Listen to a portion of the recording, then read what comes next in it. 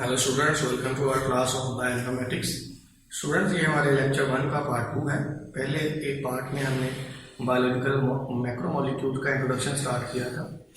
उसमें हमने देखा short introduction of DNA and RNA. Second part में हम देखेंगे शॉर्ट इंट्रोडक्शन टू प्रोटीन। तो आइए स्टार्ट करते हैं। प्रोटीन्स, जिनके बारे में आप जानते हैं कि they are polymers of amino acids, और आपने पढ़ा है कि there are 20 standard amino acids जो कि मोस्टली प्रोटीन्स के अंदर प्रेजेंट होते हैं। स्टूडेंट्स, बायोकेमिस्ट्री की क्लास में आपने इन तमाम अमीनो एसिड्स की classification according to the chemical nature, इनके नाम, इनके एब्रीविएशन और सिंबल्स विद स्ट्रक्चर्स जो हैं वो इन डिटेल स्टडी किए थे।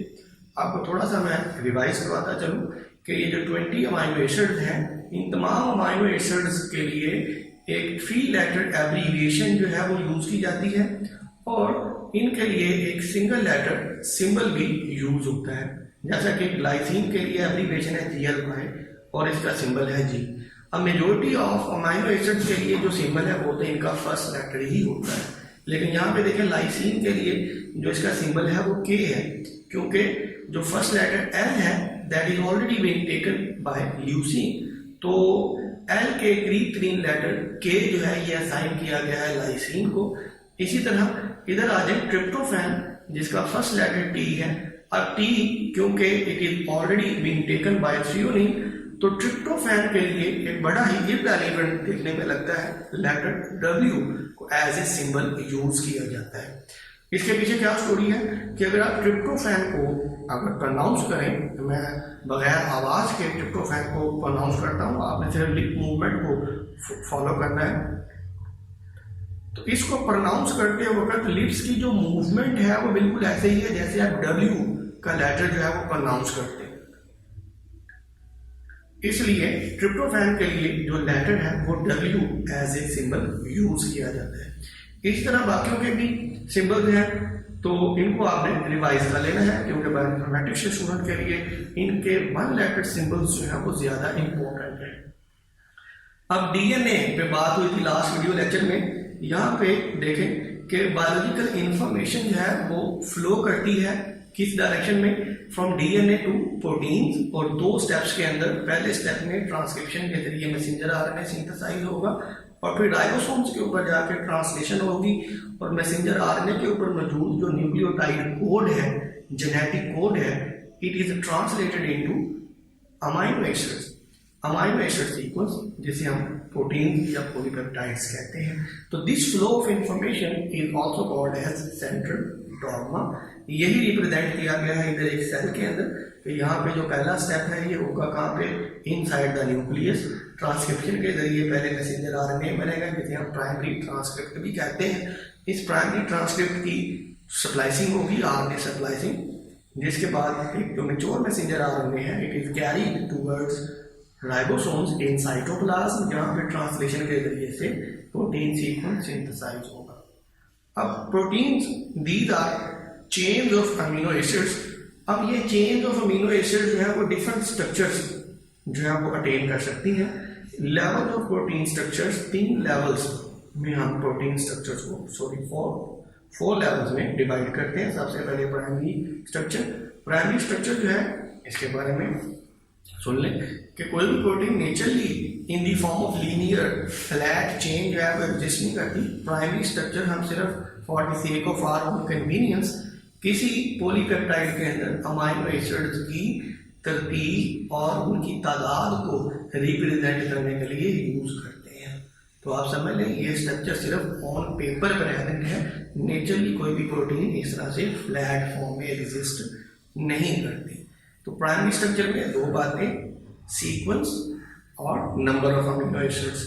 सेकेंडरी स्ट्रक्चर, अगर यही एक जो straight chain of amino acids है, अगर ये अपने ऊपर क्वाइल कर जाए या फोल्ड कर जाए इन एनी डायरेक्शन, तो इससे क्या बनेगा, एक सेकेंडरी स्ट्रक्चर बनेगा। और मोस्ट कॉमन सेकेंडरी स्ट्रक्चर ये हेलिकल फॉर्म में प्रेजेंट होता है। ये ब्लू हेलिकल को जरा गौर से देखें, इसे हम अल्फा हेलिक्स कहते हैं। यही अल्फा हेलिक्स अगर अपने ऊपर मजीद फोल्ड कर जाए तो इसे हम क्या कहेंगे, टर्शरी स्ट्रक्चर। अब टर्शरी स्ट्रक्चर तक सिंगल पॉलीपेप्टाइड जो है वो प्रेजेंट थी। अगर more than one polypeptides which are present at tertiary structure, अगर ये आपस में असेंबल हो गए तो क्या बनेगा, क्वाटर्नरी स्ट्रक्चर बनेगा। अब प्रोटीन की ये जो कॉइलिंग है, ये जो फोल्डिंग है, ये कोई रैंडम प्रोसेस नहीं, बल्कि ये डिपेंड करती है किसके ऊपर, सीक्वेंस ऑफ अमीनो एसिड्स। इस सादा सी एग्जाम्पल में देखें कि ये इंसुलिन प्रोटीन का आप समझ लें सीक्वेंस आपके सामने है। अब यहाँ पे दो चेन होती हैं, ए चेन या अल्फा चेन, बीटा चेन या बी चेन। इनके दरमियान जो इंटरेक्शंस हैं ये डिपेंड कर रहे हैं किसके ऊपर, specific position of amino acids पे।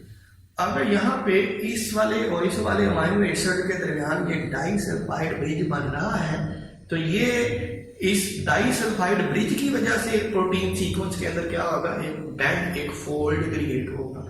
अगर यहाँ पे ये दोनों अमाइनो एसिड आपस में इंटरेक्ट करने के लिए मौजूद ना होते तो जाहिर बात है कि ये वाला बैंड, ये फोल्ड यहाँ पे क्रिएट नहीं होता।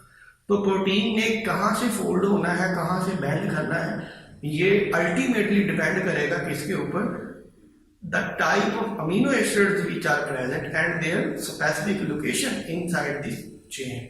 तो प्रोटीन्स की जो फोल्डिंग होती है it is highly sequence specific. अब ये 3 लेटर और 1 लेटर जो इनके सिंबल्स और एप्लीकेशन है, ये यूज करने का क्या फायदा, तो बायोइन्फॉर्मेटिक्स से रिलेटेड पहले लेक्चर में हमने बात की थी कि बायोइन्फॉर्मेटिक्स में हम क्या करते हैं, we store information related to biological molecules. अब स्टोरेज का जो हमारी डेटाबेसेस हैं उनका साइज रिड्यूस करने में ये 1 लेटर सिंबल बड़ा इंपॉर्टेंट रोल प्ले करते हैं। मसलन पढ़ करें ये 4 अमाइनो एसिड्स की मुश्तमिल एक चेन है, अगर आपको as it is amino acids full form में लिखें तो ये 38 कैरेक्टर्स बनेंगे। अगर हम 3 लेटर एप्लीकेशन यूज करें तो इसको हमने साइज रिड्यूस कर दिया 15 लेटर्स तक, लेकिन इसकी बजाय अगर हम 1 लेटर सिंबल यूज करेंगे तो हमारी डॉक्यूमेंट का, डेटाबेस का जो साइज है वो सिग्निफिकेंटली रिड्यूस हो गया सिर्फ 4 लेटर्स पे। तो इसलिए हम डेटाबेसेस के अंदर प्रोटीन सीक्वेंसेस को स्टोर करने के लिए 1 लेटर सिंबल्स को यूज करते हैं। तो क्या हमने देखा कि protein are polymers of amino acids, और ये अमीनो एसिड्स पेप्टाइड बॉन्ड्स के जरिए आपस में कनेक्टेड होते हैं और इनको डेटाबेसेस के अंदर स्टोरेज साइज रिड्यूस करने के लिए हम 1 लेटर सिंबल्स असाइन करते हैं।